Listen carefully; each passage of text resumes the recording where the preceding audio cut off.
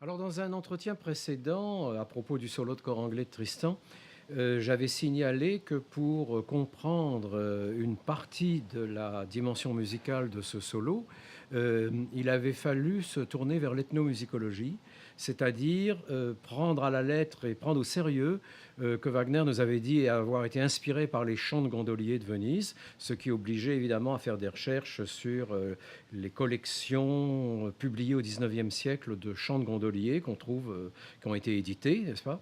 Et ce qui veut dire à ce moment-là que le musicologue définit, si on le définit comme quelqu'un qui s'occupe des musiques occidentales, a un pied dans l'ethnomusicologie, c'est-à-dire l'étude des musiques de tradition orale, l'étude des musiques du monde.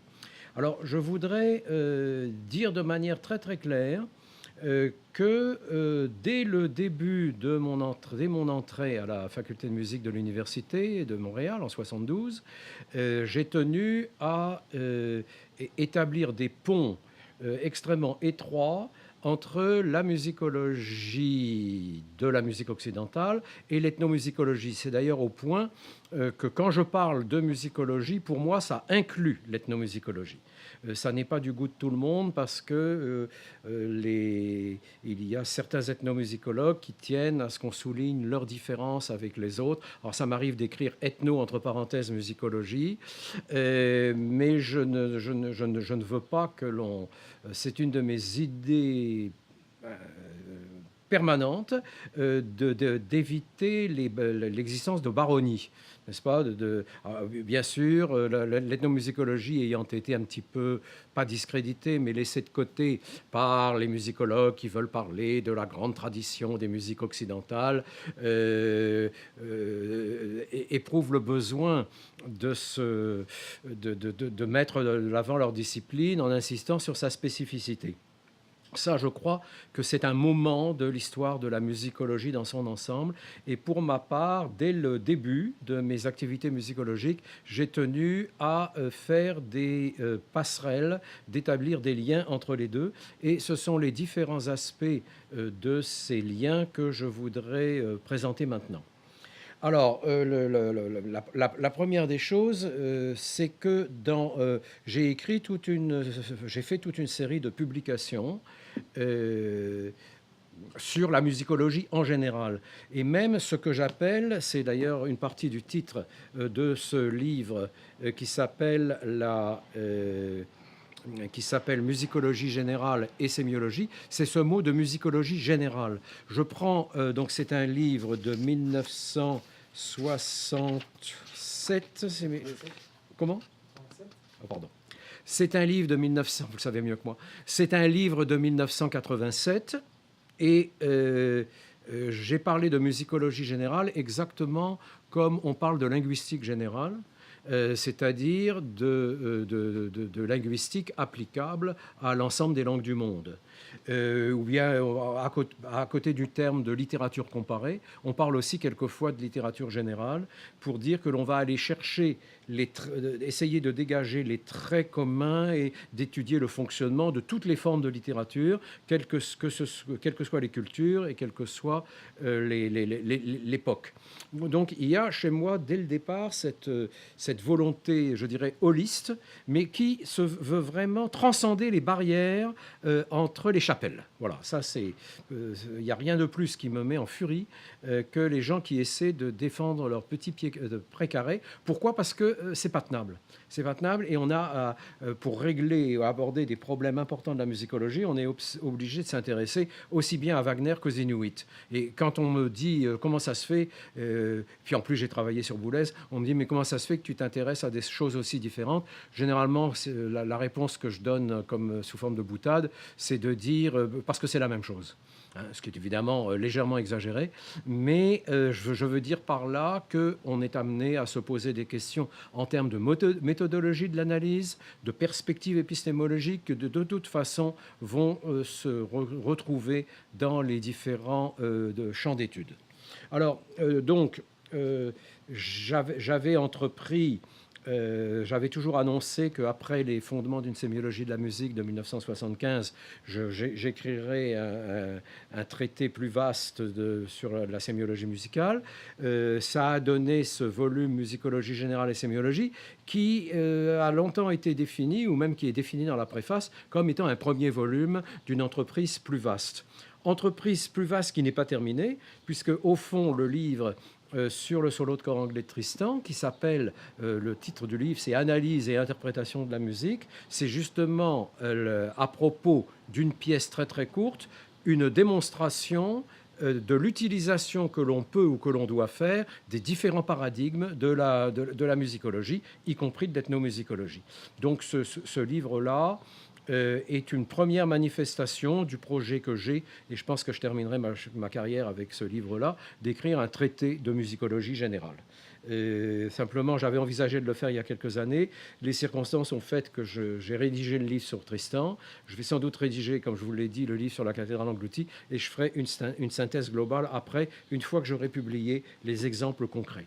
Mais là, beaucoup d'idées de cette musicologie générale, ce sont des réponses à des demandes ponctuelles qui m'ont été faites.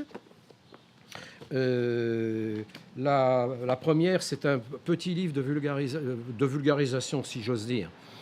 C'est la collection Profession des presses de l'Université de Montréal, où il y a une petite plaquette par discipline, alors l'architecte, le linguiste, etc. Et on m'a demandé de faire le livre sur le musicologue.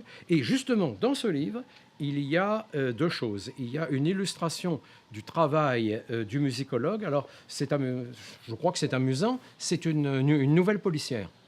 Je prends la dernière, ce que l'on a longtemps considéré comme étant la dernière œuvre de Wagner. C'est une petite pièce pour piano qui est en fait l'adaptation d'une esquisse qu'il avait faite pour Tristan 20 ans avant.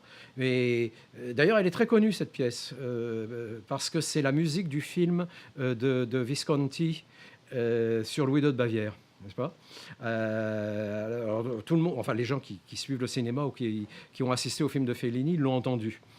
Alors c'est ce qu'on appelle le temporazzi. Alors je me suis amusé à faire en une vingtaine ou une trentaine de pages une enquête de police. Est-ce que c'est vraiment la dernière œuvre de Wagner? Est-ce que le temporazzi s'appelle vraiment le temporazzi? C'est-à-dire montrer toutes les questions qu'un musicologue peut se poser à propos d'une pièce. Et là encore, ça c'est un leitmotiv chez moi, de prendre un exemple court et simple. Donc c'est une pièce qui fait même pas une page de ce petit bouquin-là, et de passer au travers des différentes questions qu'on peut se poser. La deuxième partie du livre, alors elle porte sur l'ethnomusicologie, parce que je voulais que dans le même livre, il y ait le versant sur la musique européenne classique et le versant sur la musique de tradition orale. Et ce que je fais dans ce texte, c'est d'évoquer... voilà, ça s'appelle l'enquête ethnomusicologique comme expérience humaine et exploration de l'inconnu. Donc c'est sous une forme un petit peu rhapsodique d'évoquer mon expérience de terrain à Pont d'Inlet et à Igloolik, en mettant en scène mon informateur principal qui s'appelait Kuman Gapik, quelqu'un dont on aura l'occasion de reparler quand on va aborder mon travail sur la musique des Inuits. Mais ce que je tenais à indiquer, c'est que les deux versants, musicologie et ethnomusicologie, j'avais tenu par ce biais à les réunir dans un même livre. Alors, par ailleurs, j'ai été sollicité pour, au fond, faire la défense de la musicologie, ou essayer de montrer ce qu'elle était dans ses grandes lignes. Alors ça me touche beaucoup. C'est une publication franco-arabe. C'est une publication faite à Tunis. Alors, d'un côté, ça se lit en français, et de l'autre côté, ça se lit en arabe, n'est-ce pas? Éloge de la musicologie. Et j'essaie dans ce livre-là, de ce petit livre-là, qui est l'extension d'un article, de montrer, là encore, comment tous ces aspects-là peuvent être réunis sous la houlette d'une seule bannière, qui est celle de la musicologie. Toujours dans la même perspective, mais peut-être un sujet un petit peu plus resserré. Il y a eu une période, qui est loin d'être achevée d'ailleurs, dans laquelle je me suis intéressé sur la manière d'aborder l'histoire de la musique. L'historiographie. C'est un problème très très difficile dans lequel alors j'ai été confronté à ça, parce qu'évidemment, avec Wagner androgyne, avec Wagner antisémite, je ne pouvais pas ne pas rencontrer les interrogations sur l'histoire elle-même. Comment est-ce qu'on écrit l'histoire de la musique?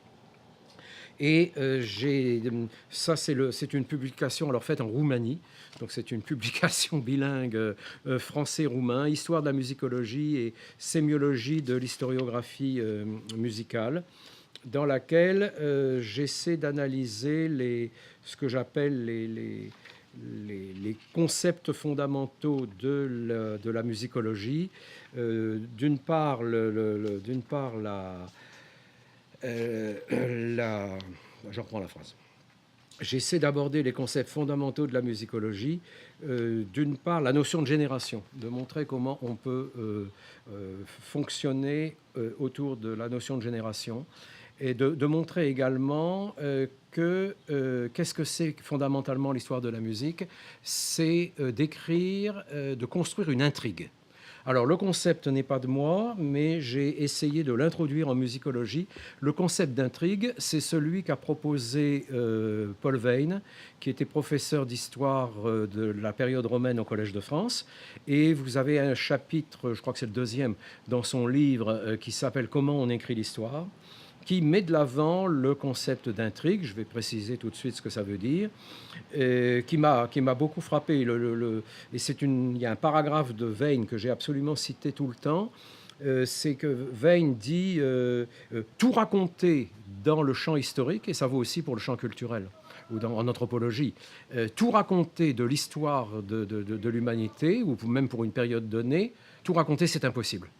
On est obligé, pour donner un sens et donner une certaine cohérence à ce dont on veut rendre compte, on est obligé de sélectionner. Et il dit, on ne sélectionne pas n'importe comment. On sélectionne en se donnant une intrigue par laquelle on relie ensemble les choses dont on veut parler et qui, en même temps, commande la sélection des faits qui sont retenus de l'histoire pour être intégrés dans le récit historique. On peut dire rigoureusement la même chose pour l'anthropologie, j'en suis sûr. Et on peut dire exactement la même chose pour l'analyse musicale. Les analyses austères en musique, on ne peut pas... Il y a une infinité de choses qu'on peut dire à propos d'une œuvre musicale du point de vue de ses structures, ne serait-ce qu'en combinant tous les paramètres entre eux, on peut arriver à démultiplier le nombre de points d'attaque de façon extraordinaire. Par contre, on est obligé de se choisir des axes. L'analyse des intervalles, l'analyse de l'harmonie, la correspondance entre l'harmonie et la mélodie, le rythme. On est obligé de se construire une intrigue. Alors, j'ai trouvé que c'était un concept fondamental pour l'historien, donc c'est expliqué dans ce petit texte. Et cette notion d'intrigue a été vraiment j'ai essayé de la faire fructifier parce qu'elle m'a beaucoup inspiré. Donc, il y a eu, vous le voyez, il y a eu Molineau, il y a eu d'abord Mounin, il y a eu Molineau, il y a eu Ruvé. Et Veyne, ne serait-ce qu'à cause de ce chapitre-là, ça c'est une des choses qui m'a beaucoup inspiré. Je ne saurais trop conseiller à des étudiants en anthropologie de se procurer un livre sur l'histoire. Et d'ailleurs, il termine, si ma mémoire est bonne, par un chapitre où il est question, non pas de l'anthropologie comme telle, mais de la sociologie. Mais je dirais à la limite et de façon provocatrice que c'est la même chose. C'est la même chose en tant que prise en charge de ce qu'il appelle, dans son jargon assez agréable, ce qu'il appelle le vécu sublunaire. Il emprunte le concept à Aristote en disant que au fond, les sciences humaines, c'est des sciences du sublunaire, des choses qui sont à la surface de la Terre et qu'on prend en charge pour leur donner du sens. Alors c'est ça que... donc je trouve le livre de Veyne, qui remonte à 1971 déjà, vaut la peine d'être lu, il est relativement facile à lire d'ailleurs, et il mérite vraiment d'être médité. Et là, ce que je dirais, bon, ok, à l'étudiant en anthropologie, je dirais, ok, l'histoire n'est pas votre domaine, mais au fur et à mesure que vous le lisez, vous remplacez le mot histoire par le mot culture ou par le mot anthropologie, et vous regardez si ça colle. Ça, c'est une façon de voir si la pensée de quelqu'un d'autre peut s'appliquer à son domaine propre. Voilà. Donc, il y a ces bouquins. Alors, j'ai un petit... j'ai un livre qui est aussi, alors qui se veut carrément un bouquin de vulgarisation, qui s'appelle « La musique, la recherche et la vie », qui a eu, je dois dire, c'est un livre qui est épuisé, qui a eu beaucoup de succès auprès des étudiants en musicologie de la Sorbonne, parce que c'est la première moitié de ce livre, c'est une entrevue imaginaire. C'est une interview imaginaire. Je l'ai fait d'ailleurs à un moment où bon, je venais d'avoir un certain nombre de prix et de distinctions, et je commençais à en avoir marre de répondre toujours aux mêmes questions aux journalistes. Alors, ce qui fait qu'après, quand j'avais le bouquin, je leur disais, écoutez, avant de venir m'interroger, tenez, je vous donne mon livre, c'est 2 heures de lecture, puis là, vous me poserez vos questions après avoir lu le bouquin. Ils aimaient pas ça parce que ça les faisait travailler avant de venir m'interroger. Mais je dis, écoutez, tous les principaux éléments de ce que j'ai à dire sont là-dedans. Vous me reposerez les questions que vous jugerez pertinentes pour votre article. Alors, ce que je fais dans cette entrevue, c'est une tentative de vulgarisation de mes idées en matière de musicologie et de sémiologie, celles dont on a parlé dans ces entretiens, également les champs de recherche spécifiques sur lesquels j'ai travaillé, mais pas tous, parce que c'est un livre qui date d'il y a 10 ans. Donc le livre sur Solo de corps anglais n'existait pas, le Wagner antisémite n'existait pas. Et puis surtout, je n'avais pas encore... quand j'ai fait ça, j'étais à peine, je regarde la date, je vérifie, 1999, non, je n'avais pas encore commencé un travail qui a pris 10 ans de ma vie, mais qui m'a occupé à temps complet pendant 10 ans de ma vie, et qui est une commande qui m'a été faite par un éditeur italien, qui est un grand éditeur italien, c'est Einaudi, qui est à peu près l'équivalent de ce que sont Le Seuil, Gallimard ou Grasset dans l'édition française. Einaudi, qui a aussi l'équivalent de la Pléiade, ils ont publié tout Freud, ils ont publié tout Thomas Mann. Les Italiens, comme vous savez, traduisent énormément.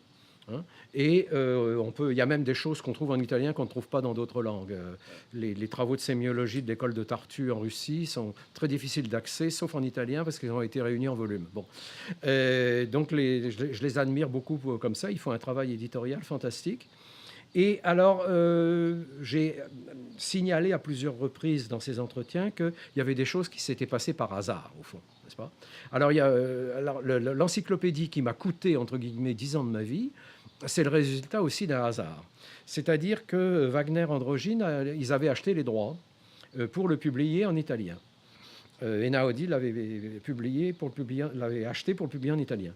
Et puis, je ne voyais rien venir. 2 ans, 3 ans, 4 ans, le livre ne sort pas. Alors un jour, je suis invité à aller à Turin pour un colloque sur un sujet auquel je ne connaissais rien. Ce sujet, c'était l'acoustique des salles d'opéra et de concert. Alors mes connaissances en acoustique, c'est 0, absolument 0.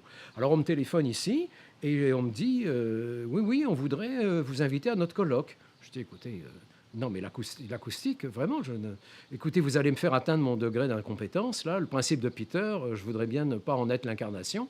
Donc, non. Ah, mais vous savez, à la fin de ce colloque, il faut que nous tirions les grandes conclusions philosophiques et sémiologiques de ce qui sera dit. Alors, on voudrait vous inviter avec Vattimo. Vattimo, c'est un philosophe postmoderne qui habite à Turin. Vous dialoguerez avec lui sur ce que vous aurez entendu.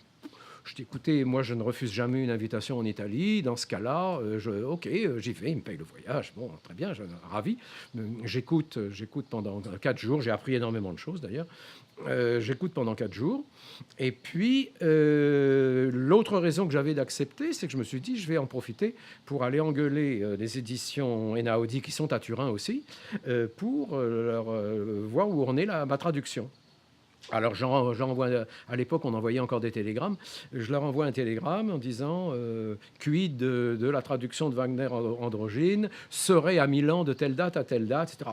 Réponse illico, sommes ravis de votre visite, etc. Nous vous donnons rendez-vous vendredi à 10 heures. Bon, très bien. Alors le colloque se passe et je ne savais pas que le vendredi à 10 heures en question, à la fin du colloque, ma vie allait changer. Ma vie allait changer parce qu'il commence en me disant écoutez, pour ce qui est de Wagner Androgyne, ce qui s'est passé, c'est que le directeur de la collection a fait faire la traduction par sa petite amie. Elle a fait un travail dégueulasse. Nous ne pouvons pas nous permettre de publier le livre. On l'a donc fait refaire, la traduction. Mais elle est faite, la voilà. Tenez, on vous la donne pour que vous la relisiez. Bon, très bien. Il dit, mais on avait une autre raison de vous faire venir, c'est qu'on voulait vous faire une proposition malhonnête. Nous envisageons de créer, de faire une encyclopédie de la musique. Alors là, évidemment, j'ai eu une légère contraction dans la gorge parce que j'ai bien senti ce qui allait arriver. Oui, oui, on tient absolument à ce que ça soit vous. On va vous décrire le projet. Alors, la maison Einaudi est une maison qui fait des collections extraordinaires d'encyclopédies. Ils avaient fait la première encyclopédie de l'histoire de l'Italie, encyclopédie de l'économie, encyclopédie de la littérature.